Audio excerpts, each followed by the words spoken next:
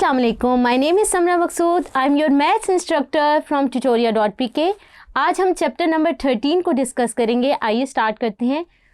उसका जो नाम है वो है इन्वर्स ट्रिग्नोमेट्रिक फंक्शन। अगर हमने किसी भी फंक्शन का इन्वर्स फाइंड करना है तो हम कैसे कर सकते हैं? हमारे पास कंडीशन है कि उस फंक्शन का इन्वर्स एग्जिस्ट करेगा जो 1 to 1 होगा। और फंक्शन 1 to 1 कैसे चेक करेंगे? उसके लिए हमारे पास एक हॉरिजॉन्टल लाइन टेस्ट आता है, उसको हम देखते हैं।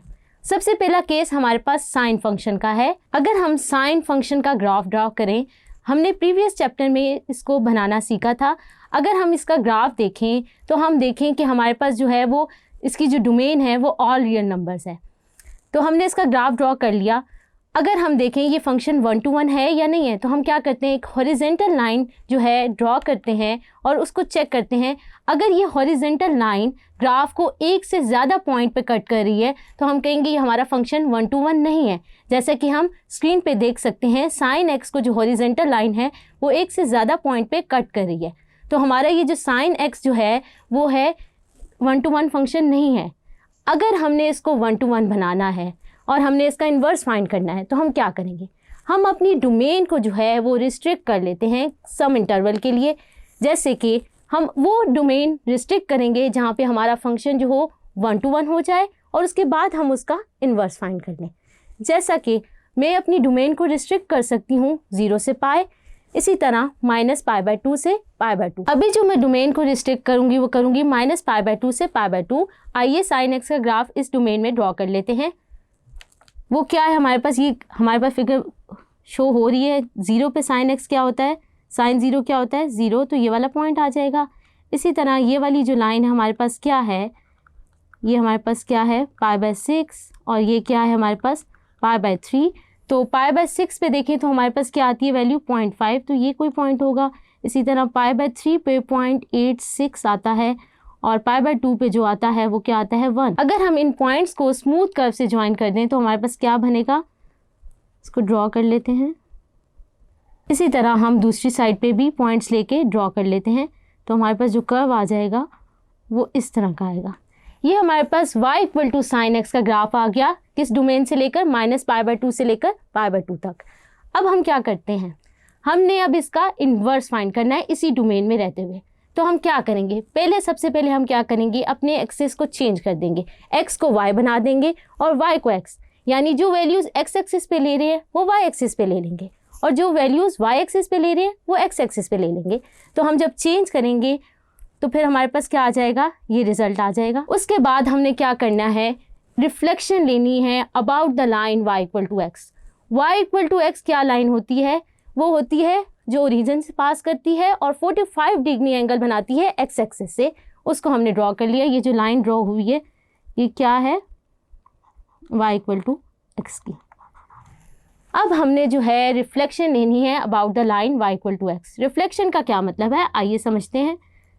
ये देखें, अगर हम इस कर्व को देखें तो ये हमारे पास क्या है, बल्जिंग लेफ्ट है। जब हम रिफ्लेक्शन लेंगे तो इसको क्या कन्वर्ट हो जाएगा, ये बल्जिंग राइट होगा, यानी ये कर्व जो है वो इस तरह होगा। और अगर हम इस कर्व की रिफ्लेक्शन लें तो ये क्या है, बल्जिंग राइट है। जब रिफ्लेक्शन लेंगे तो ये इस तरह हो जाएगा। अब हम रिफ्लेक्शन ले चुके हैं तो अब हमने क्या करना है, ज्वाइन करना है। तो कैसे होगा, ये हमारे पास हम देख सकते हैं कि अगर हम y = sin इनवर्स x का ग्राफ ड्रॉ करें तो वो कुछ इस तरह होगा और इसी तरह जो बिलो वाला है वो वाला बिलो में आ जाएगा और उसको हम ज्वाइन कर दें तो वो ये बन जाएगा। तो ये हमारे पास y = sin इनवर्स x का ग्राफ ड्रॉ हो चुका है, किस डोमेन से लेकर -π/2 से π/2 तक। लेकिन हमने अपने एक्सिस को चेंज किया था। y = sin x को जो हमने रिस्ट्रिक्ट किया है -π/2 से π/2 तक, उसको हम कहते हैं, ये प्रिंसिपल साइन फंक्शन कहलाता है। इसको लिख लेते हैं। हम देख सकते हैं y = sin इनवर्स x की जो डोमेन और रेंज है वो स्क्रीन पे लिखी हुई नज़र आ रही है। एक बात नोट करिए कि हमारे पास जो साइन इनवर्स x है हम उसको नहीं लिख सकते, वो इसके नहीं इक्वल होता कि हम साइन x लिखें और बाद में इनवर्स लें। ये जो हमारे पास राइट साइड पे लिखी गई है ये क्या है, 1/sin x बनता है। So these are not equal. जो graph of y = sin x है वो अलोंग x एक्सिस है और जो y = sin इनवर्स x का है वो क्या है, अलोंग द y एक्सिस है। सेकंड केस डिस्कस कर लेते हैं, इनवर्स कोसाइन फंक्शन। उसके लिए हम सबसे पहले क्या है, कोसाइन फंक्शन का ग्राफ देख लेते हैं। वो क्या है हमारे पास, अगर हम देखें हमारे पास जो है ग्राफ आप स्क्रीन पे देख सकते हैं। अगर हम दोबारा इसे हॉरिजॉन्टल लाइन टेस्ट से चेक करें तो ये हॉरिजॉन्टल लाइन टेस्ट फुलफिल नहीं करता, यानी cos x फंक्शन भी है वो क्या है, 1 to 1 नहीं है। तो हमें सबसे पहले क्या करना पड़ेगा, अपना cos x फंक्शन को रिस्ट्रिक्ट करना पड़ेगा टू सम डोमेन। तो हम रिस्ट्रिक्ट कर लेते हैं 0 से पाई तक। तो हम 0 से पाई तक cos x के फंक्शन को ड्रॉ कर लेते हैं। आइए, तो हमारे पास क्या आ रहा है, इसको स्मूथ कर्व से ज्वाइन कर दें तो हमारे पास जो कर्व होगा वो इस तरह होगा। तो हमारे पास ये y equal to cos x का ग्राफ आ गया।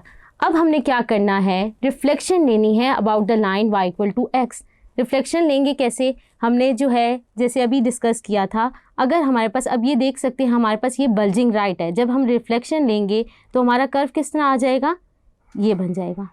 और हमने x को y एक्सिस में भी चेंज करना है और y को x एक्सिस में करना है चेंज, तो हमारे पास ये आ जाएगा। इसी तरह जब हम इसकी रिफ्लेक्शन लेंगे तो हमारे पास ये इस तरह बन जाएगा।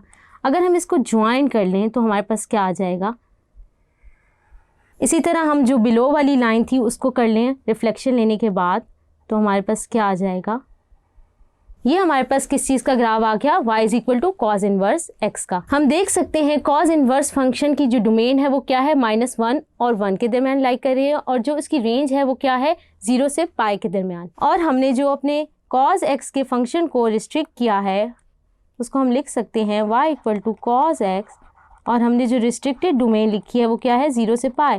तो हम इसको क्या कहेंगे, प्रिंसिपल कोसाइन फंक्शन। और जो y equal to cos x का ग्राफ है वो क्या होगा, अलोंग x एक्सिस, और y equal to cos inverse x का जो ग्राफ होगा वो अलोंग y एक्सिस होगा। इनवर्स टेंजेंट फंक्शन, अगर हम इसके ग्राफ को देखें तो हम देख सकते हैं कि ये भी हॉरिजॉन्टल लाइन टेस्ट को फुलफिल नहीं कर रहा, तो ये फंक्शन भी जो है वो 1 to 1 नहीं है। तो हमें सबसे पहले इन्वर्स फाइंड करने के लिए क्या करना पड़ेगा, अपनी डोमेन को रिस्ट्रिक्ट करना पड़ेगा। सेकंड, हमें क्या करना पड़ेगा कि x एक्सिस को y एक्सिस में चेंज करना पड़ेगा और y एक्सिस को x एक्सिस में, और उसके बाद हम रिफ्लेक्शन लेंगे along the line y equal to x। तो आइए स्टार्ट करते हैं। सबसे पहले अगर हम देखें, अगर हम कौन सी डोमेन पे रिस्ट्रिक्ट कर रहे हैं, -π/2 से π/2, तो इसका ग्राफ अगर हम देखें इस डोमेन में तो वो किस तरह का बिहेव कर रहा है। अगर हम इसको यूँ प्लॉट कर लें तो ये कुछ इस तरह का कर्व बनेगा, और इसी तरह हम बिलो कर्व बना लें तो कुछ हमारे पास ये हो रहा है। अगर हम डॉटेड लाइंस को देखें तो हमें पता है ये एसिम्पटोट्स हैं। यहाँ पर tan π/2 की वैल्यू जो है वो डिफाइंड नहीं होता, इन्फिनिटी आता है।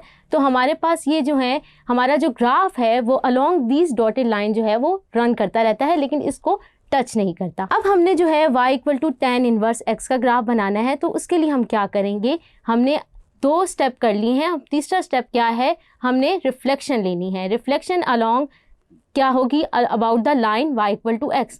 तो अगर हम देखें इस कर्व की अगर हम रिफ्लेक्शन लें, ये हमारे पास क्या है, बल्जिंग राइट है। जब मैं इसकी रिफ्लेक्शन लूँगी तो वो किस तरह की हो जाएगी, ये इस तरह कन्वर्ट हो जाएगा। और अगर मैं इस लाइन की रिफ्लेक्शन लूँ about the line y equal to x, तो ये क्या है, बल्जिंग लेफ्ट है। तो अब ये क्या हो जाएगा, कन्वर्ट हो जाएगा बल्जिंग राइट में। तो जब मैं इसको यहाँ पे प्लॉट करूँ तो मेरे पास किस तरह का कर्व आएगा, इसी तरह दूसरी साइड भी हम ड्रॉ कर लेते हैं। तो ये हमारे पास जो ग्राफ आ गया, ये क्या आ गया, y equal to tan inverse x का रिस्ट्रिक्टेड डोमेन में। हम देख सकते हैं tan इनवर्स x की जो रेंज है वो क्या है, -π/2 से π/2, और इसकी डोमेन क्या है, ऑल रियल नंबर्स। और जो tan x का ग्राफ है वो क्या होता है, अलोंग द x एक्सिस होता है, लेकिन y equal to tan inverse x का जो ग्राफ है वो अलोंग द y एक्सिस होता है। Domain and ranges of principal trigonometric function and inverse trigonometric function, इस सब को हमने एक टेबल में समराइज कर लिया है। आप देख सकते हैं हमारे पास जो है y equal to tan x और सारे जो ट्रिग्नोमेट्रिक रेशियोज हैं और उनके इन्वर्सेस की रेंज और डोमेन टेबल में लिखी हुई है। आप अपनी स्क्रीन में टेबल से देख सकते हैं। इसके बाद हमारे पास आ जाता है एडिशन एंड सब्ट्रैक्शन फार्मूलाज। अगर हम इन्वर्सेस को ऐड या सब्ट्रैक्ट कर दें तो हमारे पास कुछ फार्मूलाज आ जाते हैं। आइए इनको देखते हैं। सबसे पहला फार्मूला जो है वो हमारे पास क्या है, sine inverse a plus sine inverse b equal to, आप देख सकते हैं स्क्रीन में इसका फार्मूला लिखा हुआ, ये टोटल हमारे पास 6 फार्मूलाज हैं जो आपकी स्क्रीन पे लिखे हुए आपको नजर आ रहे हैं। ये फार्मूलाज जो हैं हमें प्रूफ करने में चाहिए होते हैं। आइए एक एग्जांपल देखते हैं। हमारे पास जो है क्वेश्चन गिवन है, हमने लेफ्ट साइड को राइट साइड के बराबर प्रूफ करना है। सबसे पहले मैं क्या करती हूँ, राइट साइड ले लेती हूँ और उसको y के इक्वल दे देती हूँ। Let y equal to pi minus cos inverse x। अब मैं क्या करती हूँ, कॉज इनवर्स x को इस साइड पे ले जाती हूँ लेफ्ट साइड पे और y को राइट साइड पे, तो y उस साइड पे जाके क्या हो जाएगा, माइनस।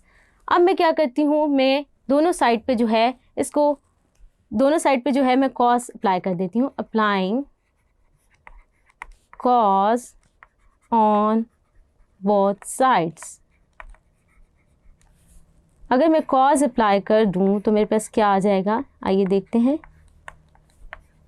हम देख सकते हैं ये कॉस इनवर्स जो है वो आपस में कैंसिल आउट हो जाएगा, तो यहाँ पे क्या बच जाएगा x। और कॉस पाई माइनस वाई को अगर हम सॉल्व कर लें तो हमारे पास ये किसके बराबर आता है। अगर हम देखें हमारे पास क्या है, पाई जो है वो इवन मल्टीपल है तो कॉस में ही रहेगा, चेंज नहीं होगा। और हम देखें पाई माइनस वाई कौन से क्वाड्रेंट में लाई करता है, तो वो सेकंड क्वाड्रेंट में लाई करता है। तो सेकंड क्वाड्रेंट में जो है कॉस जो है वो नेगेटिव आता है, तो इसका आंसर आ जाएगा वो हमारे पास क्या आएगा, माइनस कॉस वाई। अगर मैं माइनस को उस साइड पे ले जाऊं तो मैं क्या कह सकती हूँ, ये कॉस वाई आएगा। और अब मैं क्या करूँ, अगर मैं इसको लिख लूँ y इक्वल टू कॉस, उस साइड पे ले जाऊँ तो कॉस इन्वर्स हो जाएगा, तो इसको मैं लिख लेती हूँ कॉस इन्वर्स माइनस x। अगर मैं इसको 2 का नाम दे देती हूँ और ये जो हमने पहली स्टेटमेंट लिखी थी इसको मैं 1 का नाम दे देती हूँ। हम देख सकते हैं कि 1 जो है वो भी y के बराबर है और 2 भी, तो हमारे पास क्या आ जाएगा, 1 इक्वल टू 2।